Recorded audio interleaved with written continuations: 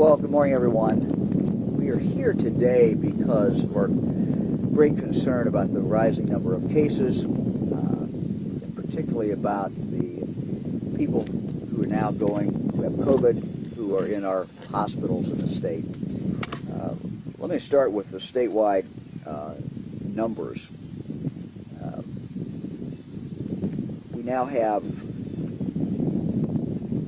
3,580 people with COVID in our hospitals in the state of Ohio. 982 of those are in the ICU, and 617 are on a ventilator. Looking at it a different way, 1 out of every 6 people in our hospitals has COVID. 1 out of every 4 in the state is in the ICU. So these are stunning numbers, and there's no part of the state that is really immune from what is going on. We're seeing hospital admissions that have gone up dramatically from a year ago. And this is in spite of the fact that about 50% of us are vaccinated. And so very, very concerning. We are right here in Region 8. Region 8 includes a number of counties, but it would include Jefferson County, it would include Belmont County, it would include Washington County. Just to take Region 8 and look at the numbers, on July 4th this year, we had 4 people in the hospital. We had, on September 3rd, we had 120 who had COVID in this region. Today, that number is 172. So it continues to go up dramatically. If you look at ICU, July 4th, we had 0 in this region. 0 people. September 3rd, it was up to 26. Today, we're up to 48. If you look at, that's who's in the ICU. If you look at who's on a vent, July 4th, 0. September 3rd, it was 19. Now it's 35. So this is really of great concern. I'm going to now turn it over to the Health Director of the State of Ohio, Dr. Vanderhoff. Doctor.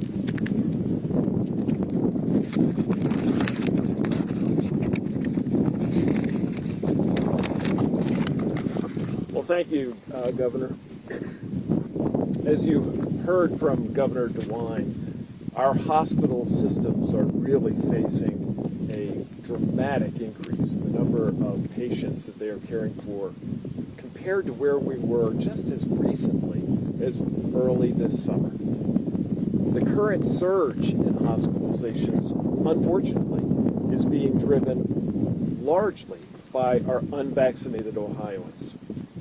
And it's stretching our hospitals to their capacity. And it's not just because of the high numbers of COVID-19 patients, but it's also because of the continued strain that is placing on our healthcare providers. We are seeing that our hospitals are finding it harder and harder to maintain their workforce. And so they're having to make difficult decisions to alleviate some of the pressure that they're facing. So we're seeing hospitals doing things like rescheduling elective procedures, diverting patients to other hospitals, and there are sometimes long waits for less urgent needs among patients who are in the emergency room. Now, when we hear this, it should raise real concerns for all of us, because we all want to be sure that when we need vital health care, there's a bed there for us. Now, today, there's no question that our hospitals are meeting that need.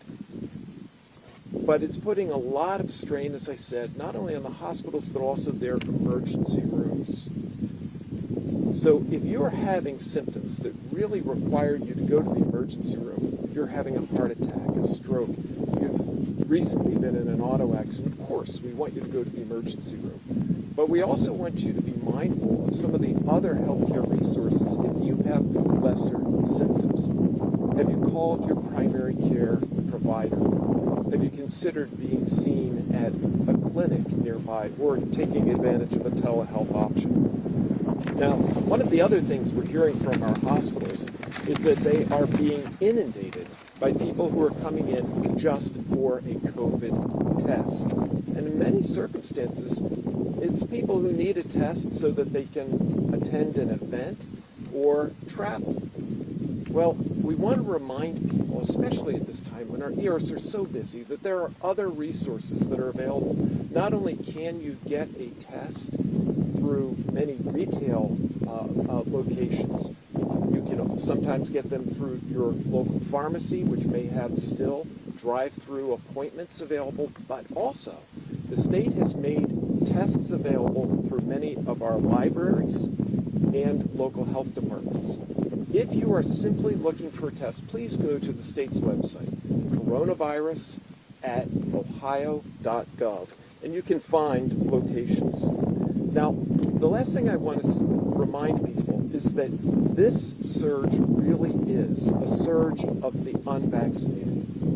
Our very best protection against COVID-19 and the very best step that each of us can undertake to protect ourselves and our communities and our vital hospitals is to choose to be vaccinated. So please, do yourselves, do your families a favor. If you're unvaccinated, go out today and get a vaccine. Dr. Vanderhoff, if you want to give them the spelling of your name. Oh, sure. It's V as in Victor, A-N-D-E-R-H-O-F-F as in Frank. It was Dr. Bruce Vanderhoff, who is the Director of Health in the state of Ohio. Let me now introduce Dr. Rick Greco at Trinity Health Systems. He is also here with Matt Grimshaw, who is the CEO of Trinity Health.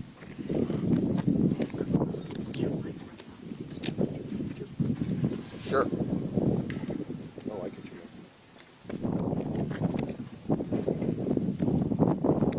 Thank you, Governor. Thank you for this opportunity.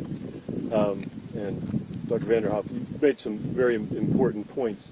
You know, our original first surge around here seemed to be a disease of overcrowding our prison systems, our nursing homes, and then it hit into our communities. And now, in fact, really seems to be a disease among our unvaccinated.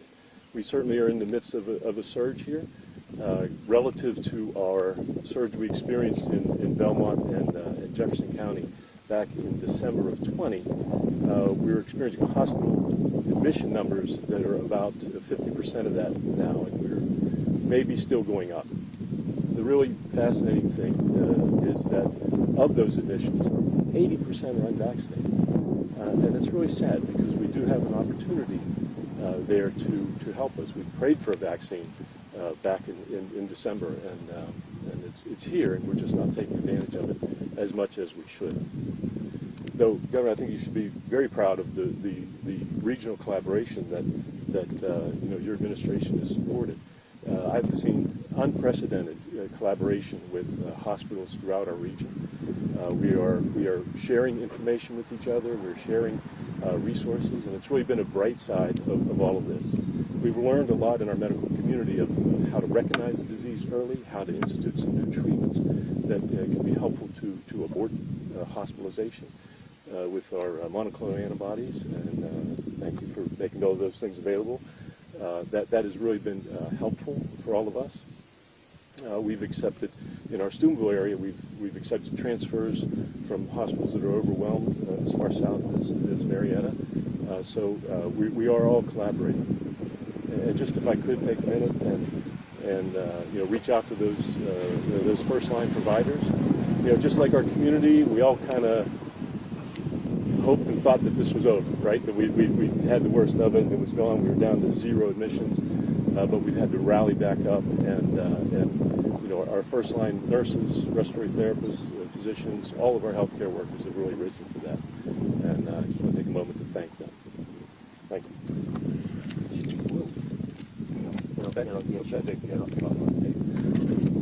That back on here. Maybe I'll just hold that. Does that work for you? Or lay it down on the... Lay it down? All right. We'll lay it down, see if it'll stay there. Maybe. Wrap it around there. Just flip it. Eric, you want to take this? There you go. How's that? Is that going to work for you? That'll be fine. All right, we'll do that. I think that's probably best. Two of you were telling me about what was going on in the the transfer. And let me just say that the only reason we're able to deal with this today is because of the cooperation of the hospitals around the state of Ohio. This is absolutely unprecedented.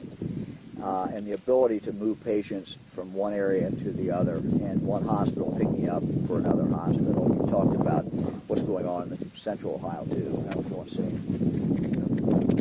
Thank you, Governor. You know, Ohio has developed really one of the nation's premier capabilities for hospitals on a regular basis to be in close communication with each other. We have a zone structure at the top that allows for regular leadership communication that cascades through every region of the state. In addition, we have a long history through our statewide trauma system of being able to share the load for necessary care when one institution becomes overwhelmed, another institution is there and ready to step in.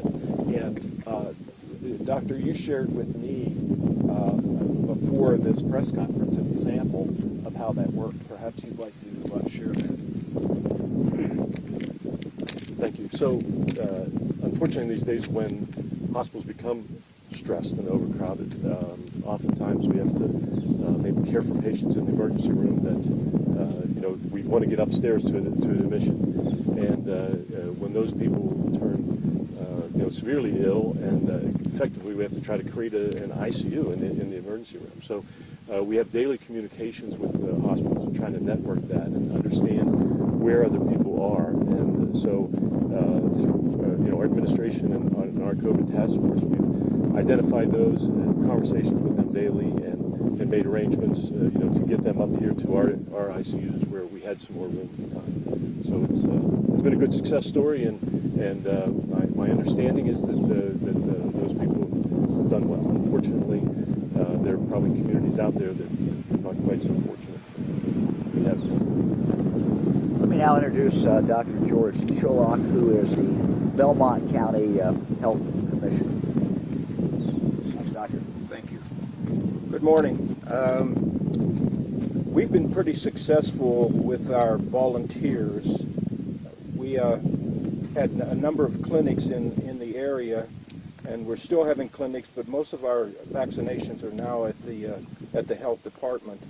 We also have available protective equipment, masks. We also have test kits for doing COVID at home if you like them. My staff has been working overtime and has done a good job. We had volunteers that were ex-nurses, ex-everything, and they came to the clinics and they were quite successful. There were days when we had over 1,000 vaccinations. Now it's hopefully we'll pick up again. We're trying to go to the schools and go to working with the nursing homes, working with a couple local hospitals, a couple outpatient clinics. That it's been improving, and hopefully the rate will get better in our area. We've had a couple deaths, unfortunately. Some younger people have died, but all in all, I think most of our COVID-positive patients are doing much better. At least they're making some sense now on what to do and how to do local distancing and wear masks and take care of themselves. Thank you. Thanks, Doctor. Thank you. Let me conclude before we go to questions. This week, the children's hospitals of the state did a conference call with all of our schools. They also did a press conference, and they once again requested every school in the state of Ohio to go to a mandatory masking policy. So I'm here today to reiterate that and to again ask our schools to do that. Last year, when we had many of our schools who stayed in school the whole year and were able to educate children in person. And the only way they were able to do that is because every school was masking. And we were not seeing spread in the classroom. This year it's different. We're seeing a very significant increase in the number of children who have COVID. That rate is increasing among children at twice the rate it is increasing among adults. And we're very, very concerned about it. We all have a goal of keeping children in school. all want our children to stay in school. The only way we're going to be able to keep our kids in school is if we have more children 12 and above who can be vaccinated, actually get the vaccine. And second, for those children who cannot be vaccinated because of their age, wearing a mask in school. So I, again, would ask our schools. We have a number of schools in this part of the state, Belmont County, Jefferson County, that are in fact masked. We have a number of schools that are not. And I'm here today to ask those schools to, again, take a look at this, look at what the children's hospitals and the information they have put out. We are seeing statewide that the schools that are masking are seeing a lot fewer cases, and they're missing fewer days. So this is our ticket. Our ticket to keeping kids in school is for the schools to put a mandatory masking order on. Again, an appeal, final appeal to everyone to vaccinate. As we have heard from the doctors, the people who are ending up in the hospital are by and large unvaccinated. This is an epidemic among the unvaccinated at this point. And if we look at the numbers, Jefferson County, if you look at those 12 years of age and older, those people who can be vaccinated legally now, Jefferson County is at 51% of that group. Belmont County is at 46%. So a lot of people have been vaccinated, but we have a ways to go. And the more people that can get vaccinated, the fewer people we're going to end up in our hospitals. And the big concern is expressed this week by our children's hospitals is the number of children in hospitals is going up, and that is threatening the ability of the hospitals to care for a child who's in an accident, a child who needs an examination about something else. It is really slowing their ability to do that down. So this is something that it really impacts everyone. So we're happy to answer any questions for any of us. In Ohio, there is legislation against mandates. What are your thoughts on that? I think that's a real mistake. I don't think we should be in the business of telling hospitals what they have to do or can't do to keep the patients safe and to keep their employees safe. It's up to the hospital, just like it is up to any other business, nursing home, whether they require vaccination or not. So I'm against that. I think that would be a mistake, and I think that we should trust our hospitals. We should trust our other institutions to make those decisions. Who else?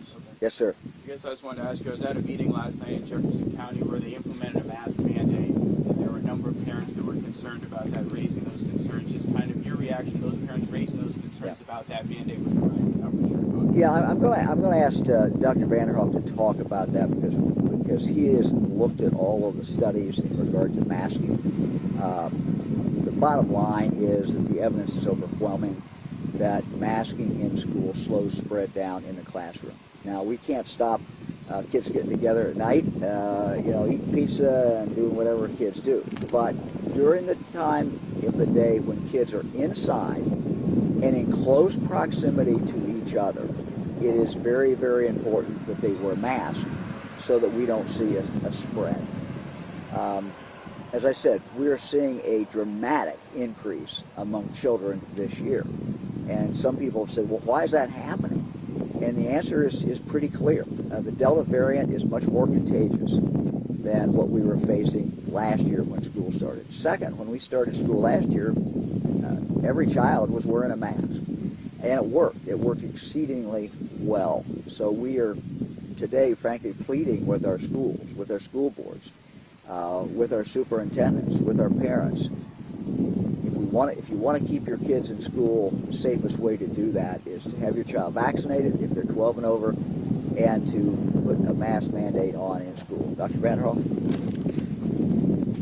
Thank you, Governor. The only thing that I can really add to what the Governor said is this. The Delta variant of COVID-19 is relentlessly and aggressively seeking out anyone who has not been vaccinated. And that means we have to take extra steps when we're talking about a population like our young students who right now do not yet have the opportunity to be vaccinated. And we know what works. We know it from our experience. We know it from the Ohio Schools COVID evaluation. We know it from countless medical publications, including those that have been offered by the American Academy of Pediatrics, and that is that we can mask our children in school. That is the way to keep their school year until the day arrives when they too can be vaccinated. Now, let me just add something to that. We're trying to keep our kids in school.